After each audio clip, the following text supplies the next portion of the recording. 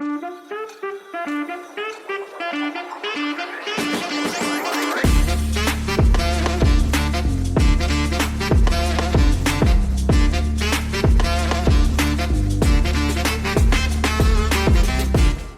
hello. This is Deconstructing Politics with Elijah Kinnear. And Tommy Mulcairns? No, just kidding. Eli. Not Elijah. Yeah, Eli is currently tied up in the trunk of my car. Whoa, okay, all right. Yeah, I know. Just kidding. It's Joe. Hello. Hi, Joe. So what are we talking about today? Well, we have a good amount of topics to talk about. Recently, RFK, the lovable man that he is, brainworms and all, decided he's going to finally suspend his campaign. No, I'm devastated. Me too. My guy. I shed so many tears. Mm-hmm. I was going to vote for him. I thought he was going to win. I got to be honest with you. No, me he was too. My pick. He was my pick too. I was going to see the entire United States on that little map that they have finally turn gray. Yeah. I was so excited. What a guy, too. I mean, he just spent the last month talking about dead animals. I thought he was running a great campaign. No, really. I mean, dead animals, brainworms. Can it get any better? Well, and I thought it was awesome of him to, before he dropped out, reach out to the Trump campaign. And he said, if you endorse me, or if I endorse you, will you give me a cabinet seat? They said maybe. So he's like, okay, I'm going to go to Kamala. So he goes to Kamala's campaign, tries to meet, but Kamala left him on red, had no interest in meeting with him. Apparently, conversations were inconclusive and fluid, according to the New York Times, with the Trump campaign. So, seems like those conversations came to a head. I think what happened was that Trump told him, okay, if you drop out, I'll give you a cabinet spot. So, he dropped out. And it was very funny that he said he felt compelled to help Mr. Trump over support for policy positions he holds dear. Wow. Which is interesting because he was just about to endorse Kamala for a cabinet seat. No, that's insane. I mean, I don't know. I feel like kind of a missed opportunity on Kamala's part. Yeah. Although I will say, I did read somewhere, apparently he was actually pulling more voters from Kamala than Trump, which I found shocking. Same. Well, and I think what happened there was that like when it was Biden, right? Biden already had so few voters. People were not excited about him. I think that people who are likely to vote for Kennedy are like actually looking at each candidate and like, I would say making decisions based on politics, but I think that if you're looking at Kamala and Trump and you're like, I don't know which of these I support more, you're probably not a very political person. But I think that Kamala's just more exciting. Like, she had more excitement. People were just bored of Biden. They think he's like basically dead. Well, and then all of Gen Z went bananas over Kamala finally being the pick. I mean, they were going crazy even before Biden dropped out. The whole brat, coconut tree, all of that pipeline. I mean, she's finally got the young voters excited, and I think that's where Biden was losing a lot of support. Absolutely, and I think a big part of that was, of course, Biden's stance on Gaza. I don't know how much of a difference Kamala is going to be. It seems like she hasn't made that super clear yet. And I think part of it, too, is that Biden is still in office, so she kind of has to stand by and support him until he is out of office. So hopefully we see a change in that, but at the moment it's kind of stagnant. Yeah, and like it seemed like we're going to be talking about the DNC next, but just kind of get into that topic a little bit. It seemed like when Biden gave his speech, it was a very long speech, and it seemed like it was what Biden would have said had he been the nominee. So I think his aides had that speech planned for months, and then he went up there and just changed, and I plan to do this when I'm president too, and Kamala plans to do this when she is president. Exactly. Yeah, like he was trying to pitch Kamala's like this continuation, and Kamala was like, the rest of the Democrats and Kamala were like, it's a new start, a fresh start. Yeah, just kind of his speech kind of turned into a Mad Libs for Kamala. Yeah, everywhere there's Biden, it's just Kamala now. Mm-hmm. Well, and he got a standing ovation at first, like 4 minutes, I think. People were just clapping for him, and then by the end, apparently, like a bunch of people had left because it was just taking too long. Oh, that's very similar to the other old geezer in the race still, Trump, who had the famous, 1.5, 2 hour speech at the RNC. I love that he doesn't speak, though, right? He just gets up there and just rambles for a solid couple of hours. I mean, it's literally like at Thanksgiving when you sit down with one of your old grandparents and they just keep going on and on about something and you're like, Grandpa, it's time to take your sleeping meds. Go to sleep, please. Except instead of telling them to go to sleep, a lot of people have watched Trump ramble like that and have decided that he is their messiah, which is a very funny reaction to have. Yeah, I can't even fathom how someone can look at that man or even just listen to that man and be like, yup, he is the second coming of Christ. Because some people genuinely believe that. Like, I've seen oopsies Bible story of like, oh, the second Messiah will come like at some point. But then on the flip side, I've seen anti-Trump Republicans post like the Bible verse where it's like, there will be a second coming, but it'll be a false one. And he will there's like a Bible or some sort of like prophecy. Right. Where there's like, oh yeah, the second coming will be fake and like trick a bunch of people. Kind of like what we're seeing here. Yeah. But like, I think that, of course, he has that evangelical segment of his base. And I think that they are generally, like, they're evangelical people who are pretty normal, who are like progressive, who care about things. A lot of those evangelicals are like far right. Very much their politics is just around abortion and making America a Christian nation. No, they literally will just follow whoever says, I hate abortion, I hate helping minorities. Like, that's literally all they will follow. And I think that there's been a lot of like good attempt by the right-wing media to, not just the right-wing media, but like the Christian right-wing media, to make Trump appear as though this is the guy who's going to bring about the Christian nation that you want. Like, this is, evangelicals should be supporting him, even if he doesn't seem the most evangelical, because he is the one who will save America. And by save, they mean turn it into a Christian theocracy. Exactly. They just want to see Jesus plastered everywhere. I mean, they already did that with like the freaking what was it, the law that the one governor in whatever state was like, oh, all schools, including non-Christian ones, have to have the 10 Commandments in them. Yep. Yeah. Which is, the movement that I think that turns off a lot of people, right? Like, the Republican Party has essentially forgot how to run elections because they can rely on these like very niche, very radical elements of their base to turn out and vote. And also the way the electoral college is set up is that they just have to get a couple of states where there's like a pretty big contingent of those radicals. But like, you're kind of seeing now, like, Trump is flailing, right? He's doesn't, apparently his aides are trying to tell him, stick on message, stick to the script, talk about issues, and he just will not stop talking about Kamala. She has completely changed the dynamics and forced, I think she's driven him insane. I think that he's like lost his mind. Really, I mean, it's like he's obsessed. Like, that is the only word on his lips. Kamala, that is it. And Waltz, he's trying to go after Waltz. Oh, terrible idea, by the way. Waltz is so lovable. Exactly. I mean, he is the people's princess at the moment. I think though that, I mean, both are bad on 100%. Like, that is kind of, for me, that is the line. Is like a young person, is like a 23-year-old who's looking into who I'm going to vote for. I'm just not going to vote for anyone who's going to do genocide. I would much rather step back from the process entirely than I think vote for a candidate who's committing genocide. Well, and that's the crazy thing, is that like we saw in 2020, the main reason Biden won, or one of the main reasons, was young voters. And an issue that young voters care very passionately about is the Palestine issue.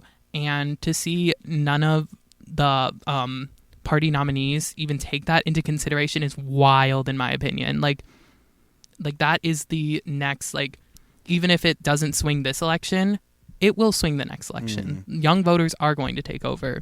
Well, I think what it's going to do, and what I've seen it do to a lot of people, like kind of myself included, is that it's going to disenfranchise people from electoral politics as a whole, right? A lot of people will say voting is the way to make things better. I don't necessarily think that that's true. I think that voting is a way to stop a lesser of two evils type of thing. But I don't think that people should also be voting for someone just because they don't like the other guy. I don't think that's how American democracy was ever supposed to work. I think that people are supposed to push for things that they care about. And all the Democrats have now is kind of, the other guy's worse. So Kamala has excitement, but that is completely based on her as a person. There's none of the excitement. Like, Bernie Sanders had excitement around him as a candidate because of his policies. Kamala has excitement around her because she's really good on TikTok. Yeah. And I think this whole lesser of two evils thing is starting to get so boring. I mean, we've seen it since Trump and Hillary, and we saw it in 2020 as well, and we're seeing it again now, and it's kind of getting tiring and boring. And everyone keeps saying, oh, go vote, you're going to save America. No, we're just picking the lesser of two evils. It's not something we can last on. Yeah, like, again, I think that this election, you've seen it a lot. I think Palestine was the issue that kind of drove that, but it was like a something that was going to happen regardless. It was inevitable that people were going to get annoyed with this. Democrats are not putting up anything that I care about. Republicans are putting up things that I think will literally kill all of us. Who do I vote for? I think that's, people are disenfranchised now, and that's 2028. It's going to happen even more. I think that I just think you're going to have a lot less voter turnout within the upcoming years. And what I hope would happen is that people then join movements that push for things they actually care about. That's what I was going to say, is that I think that a lot of our issues stem from this two-party system that continues to fail us. And I think a lot of what we need to do is try and move forward with forming a new kind of, party that aligns with what we believe in, especially young voters, because like I said, we're going to be like the main group in the next coming years, the next coming election cycles. Yeah, I think too, like this kind of gets into some of the strategy of socialists, which I am, of like moving towards, because you can't start a third party, right? Like you can't up and start a third party right now. There's no way to win, exactly, unless you're one of the two major parties. I mean, we saw that even though failed campaign of RFK, Brainworm King. Even though we want a third party, we want to push for one, like RFK and previous people, Jill Stein, famous Green Party nominee, have done. It just doesn't gain the votes. I mean, RFK might have been the closest in our recent years that we've seen, but even that, like, what he was pulling at, I think 10% at the most. Yeah, and right, it's set up that way. There is no, first of all, media doesn't take third party seriously. And like you have to get on, if you're a third party, you have to get on the ballot. You have to get your candidate on the ballot in every single state, which takes up a ton of time. And that was sort of what happened to RFK in the waning days of his campaign, was that he had so many ballot challenges, legal challenges, that I think he was just like, this is too much. I'm done. Yeah. I don't want to deal with this. I don't even care about being president. I just want political power. So he's like, I will use the leverage that I have with my political campaign and trade it for a cabinet seat. I don't know what he would do on the cabinet. Like, what's his issue of specialty? Killing dead animals? Yeah, maybe he'll just let the brainworm speak, Yeah. Like, I'd like to see the brainworm talk. I'd like to see its politics. What does it believe in? Well, because so on the campaign trail, he opposed U.S. aid to Ukraine, supported Israel's war, and argued for sealing the southern border. It's like his whole thing was like, I'm the anti-war candidate. Also, I support Israel's war, which is insane. You just took the worst position possible on the two like most important questions of foreign policy for American politics.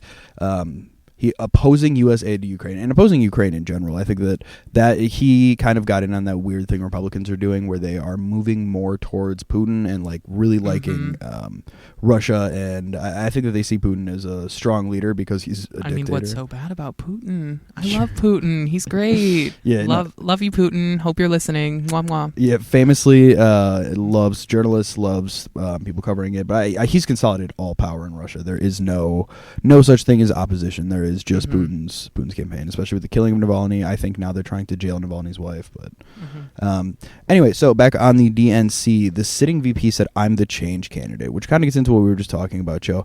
In what way? Like, I've not heard a strong pitch from Kamala about why she is the change candidate. I think it's just like, I'm young, I'm a person of color, I'm a woman, which like all great things, right? But what do you stand for? Like, what are you going to do when you get into office? Exactly. Like, it's all the same stuff that Biden was yapping about, just in a much younger and coherent tone. And I think part of that has to do with the fact that, she's still the VP to Biden. Biden's still technically president. As he famously said, you are not getting rid of me. But at the same time, I mean, you've got to show some differentiation. I mean, people... Yes, we're not voting for Biden because of his age and all of that, but also because of his policies. And I think that she needs to prove that, she can differentiate herself from Biden's politics. I mean, even recently, I saw like an ad where she was just endorsed. I mean, I think it was an attack ad on economics and stuff, but she was like talking about Bidenomics and how they're working and all that. And I'm like, girl, focus on yourself. Stop focusing on the past. Also, using the term Bidenomics just from a strategic standpoint, terrible idea. People literally associate Bidenomics, and Republicans have been running on Bidenomics for the past couple of years because they say it is just inflation. But I think it was interesting during the DNC, right? The way that it was framed, because you had Michelle Obama getting up there talking about like hope is back, hope has been missing, and it was like a rhetorical passing of the torch from the Obama era to the Harris, quote unquote Harris era. In my opinion, though, it really does seem like, and like unless there's more of a break, it seems like Harris is associated with Biden and Biden associated with the Obamas. Like, it seems like there's a connection there where I don't feel like we're in a completely new era of politics with Kamala being it feels like a linear line starting with the Obamas all the way to now Harris. There's just been a long line of connections there with, the little Trump stint for 4 years. But no, for real, I mean, Kamala literally is not differentiating yourself enough from those eras of politics and keeps pushing the idea of change, and that change is coming. But is it really? You're not really giving us hope. You just kind of keep using that buzzword of change. Yeah, and I think like Democratic Party electeds and loyalists, they're very excited about it. I think that there are a lot of younger people who are a little bit more excited, but I just don't see this like big swell of support that I think people are reading. I don't know if that's the same thing that you've had, Joe, just like within your own personal life, but like I think people are supportive of Kamala because it's like finally not Joe Biden, but is that going to carry through to November? Yeah, and I honestly don't know because like I said, I don't think I said this. I'm very brain rot coded. I am like on TikTok all the time. I'm seeing all the coconut tree, Kamala Harris, Kamala's brat edits. I've been seeing all of those, but and I've been liking them just because purely they're funny. But at the same time, I'm like, this hasn't changed my perspective on you at all. And I'm sure there are plenty of younger voters in the same boat as me. Mm-hmm. Yeah. And I think young people do get excited about policy, but I think also that young people they were just sick of Biden and sick of Trump. Like there wasn't a lot of young people. There wasn't really like a political push behind it. They were just sick of the two people that they saw all the time. But it seems like the party, again, according to the New York Times, in short, quote, the party is embracing practicality over policy particulars, which seems like an issue. It seems like we should maybe talk about the policy particulars because I think that people do actually care about that. Well, and also they're like, I mean, yes, it seems like a short time, but there is still a good amount of time between now and November, and they're kind of banking on the fact that this Kamala thing is like a trend. And if I know anything about young people, is that trends come and go very fast. So if you keep riding on it like it's a trend, it's going to fall out of favor sooner or later. Well, and it seems like they were, I think when Kamala was first picked, she did a really good job. She did not just take her win as for granted, did not take it as a win. She was very, very serious about it, and it seemed like she was doing a lot more within the party to ensure that she has the backing of the party, but like doing a lot more to ensure that they would go out there and push for her. Now it seems like they've kind of stepped back a bit. They're like, Kamala is confident that she'll win. Trump, I think, is not confident that he'll win, and the race is really close. I think that could lead to a situation where Trump is working really hard to get elected and is like kind of going very hard with the ads, things like that, and Kamala isn't trying as hard, and then Trump winds up winning because it was kind of like in 2016. They thought it was a foregone conclusion, and then election day comes. Well, and a lot of what 2016, if I remember correctly, is attributed to is the amount of support Hillary thought she had from millennials, and that was so not true when it came to voting. And millennials are like Gen Z now, if you compare it, So I know I keep pushing this, but you really have to consider young voters. I mean, I feel like they're constantly overlooked, yet at the same time, we're growing in numbers, we're growing in similar ideology.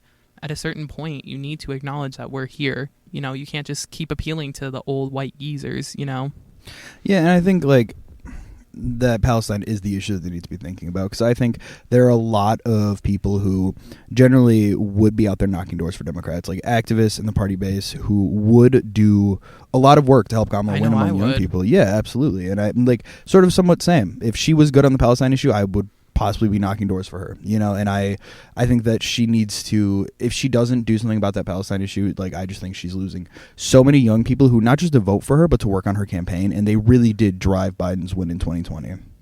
No, young people really did. I mean, with 2020, I remember the historic turnout for young voters. I mean, that was crazy, and now it just kind of feels like we're kind of an afterthought, and they're relying on TikTok and all of that rather than actually, informing us with policies and stuff. Because I know what made me vote for Biden in 2020. I was a little, less educated, obviously. But also, I remember a lot of historical events were happening during that time. The Black Lives Matter movement was at an all-time high. COVID-19 was happening. And a lot of what pushed me to go vote was Biden speaking out on these issues and being like, I'm going to make change about this. I'm actually going to do something about this. And right now I feel like they're more so focusing on the media aspect of it through TikTok rather than being like addressing the issues that young people care about, like Palestine. Instead, they're just kind of throwing things that we like and attaching it to Kamala and being like, hey, here's some more food for your zombie brain. I think that you're absolutely right. Young people are an afterthought, and it is in a way where we are not just the party base, but we are, I think, willing to get out and vote. We're willing to be a lot more active than other demographics. At least we could be if we're tapped into. And I think that Democrats have failed to tap into us. They failed to make an effort, and it's very irritating to. I think they'll, during election years, be very much interested in what we think and try to come to us. And that's usually how they get us, and then they won't care about us for the next 4 years. Mm-hmm. But this time they're not even trying to pretend that they care about what young people care about.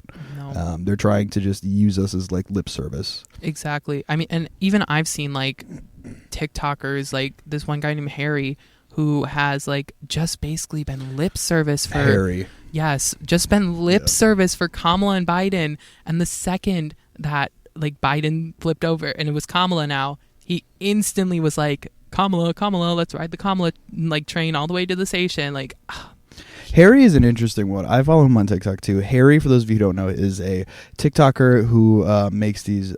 He has a pretty big following, but he does not have he's not viral or anything like that. I think he has like about 10,000 views per video, about like 200,000 followers. I'm not actually sure on those numbers, but that's about the size that he is, and he is a Democratic Party shill. He 100% has no other politics other than what the Democratic Party does. No, literally, like.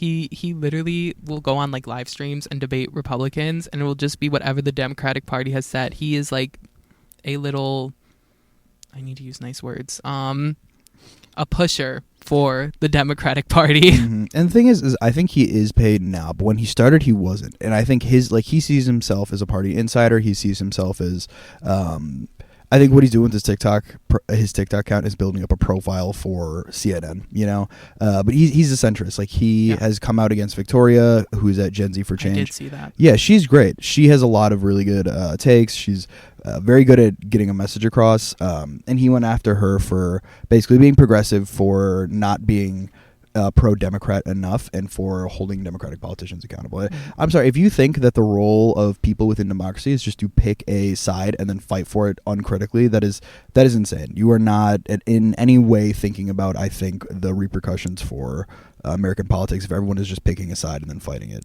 Honestly, maybe he's just the second coming of Joe Biden. Yeah. Maybe we'll see him running the Democratic ticket in like 2034 or whatever. I think that's his goal, and I think he was all in on Joe Biden before Joe Biden dropped out. He really was. Yeah. He was riding Joe Biden till the end. Not a good look now, I think. No. There were people who really thought that Biden had a lot of support within the party, and he clearly does not. No. Now that it's all said and done, you look at people who were like, yeah, I'm actually excited. I actually care about this now. Those were people who are like Democratic Party loyalists. They were ones who always turn off the Democratic Party. They were like, I just was tuned out of this election.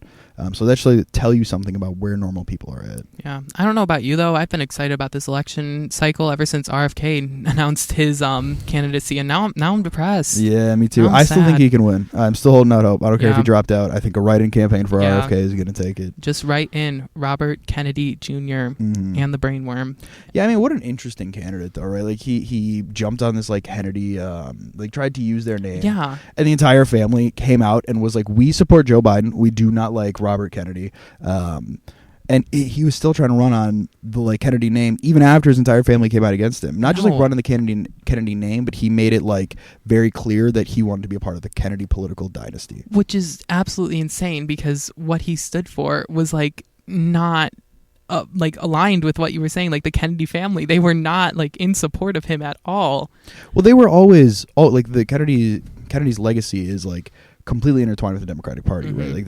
They have all been loyal Democrats for the entire time the family has been significant in politics. And Kennedy broke away from that. I don't know why he thought he could win in the Democratic primary, but if people remember, he started as a Democratic candidate. And then once he realized, I can't win in this primary, he became an independent. Yeah, to be fair, I don't know why anyone ran against Joe Biden, because as much as Sleepy Joe, we did not like him.